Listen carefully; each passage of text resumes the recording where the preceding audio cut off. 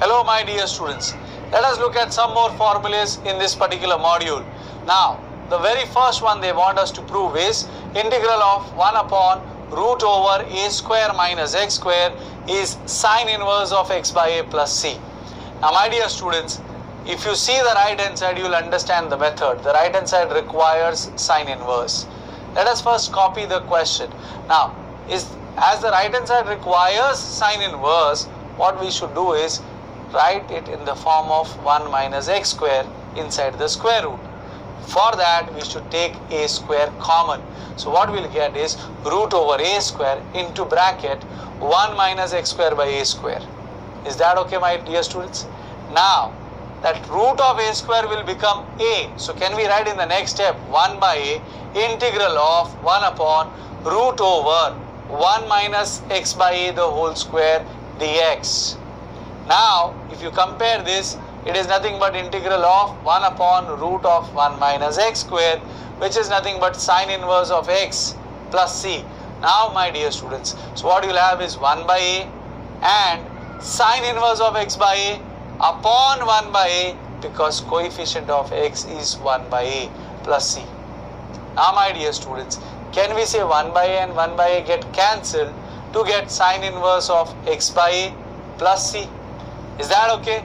Now what we are supposed to do is just rewrite the LHS and RHS both. So we can say that integral 1 upon root over a square minus x square dx is sine inverse x by a plus c.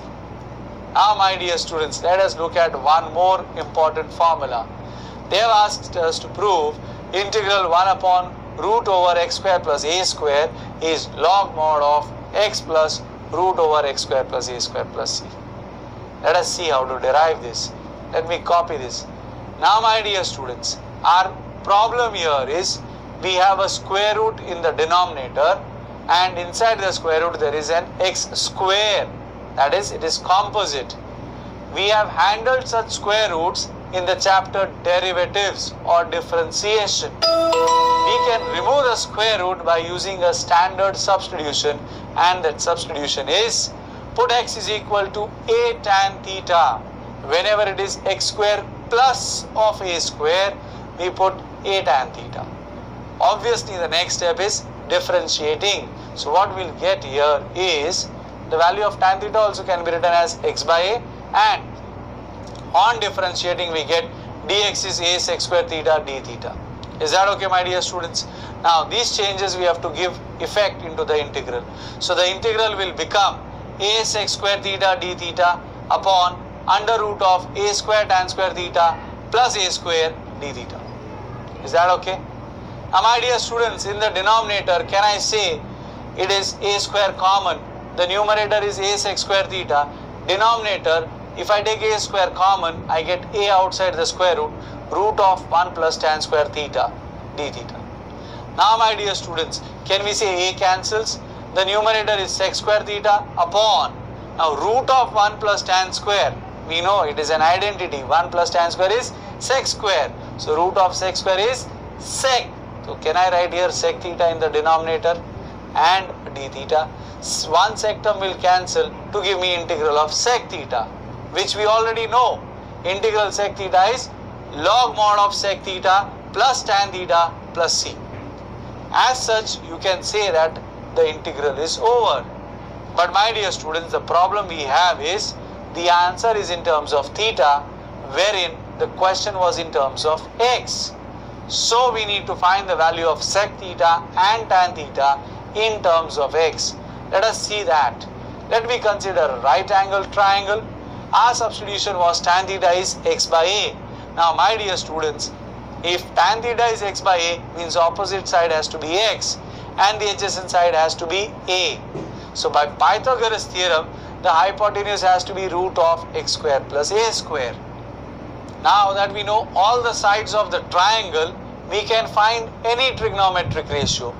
What we require is the value of sec theta, and sec theta by definition is hypotenuse upon adjacent, that we have already seen in the standard 10th. Now what is the hypotenuse in this case? It is root over x square plus a square and adjacent is a. So we get sec theta is root over x square plus a square upon a.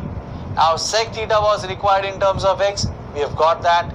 We required tan theta in terms of x, that also is obtained. So let us substitute these values to get log mod of sec theta. So that will be root of x square plus a square upon a, and tan theta will be x by a, and plus e1 has to follow. So let me just take this for our reference. Now my dear students, if you observe, the denominator is completely the same for the two terms inside the log. So we can have a common denominator in the next step. So log mod of x plus root of x square plus a square upon a plus c1. We are rearranging the numerator to write it in the form as asked in the proof. Now my dear students, can we say what we have here is of the form log of a by b, which is log a minus log b. So that we can write it as log mod of x plus root of x square plus a square minus log a plus c1.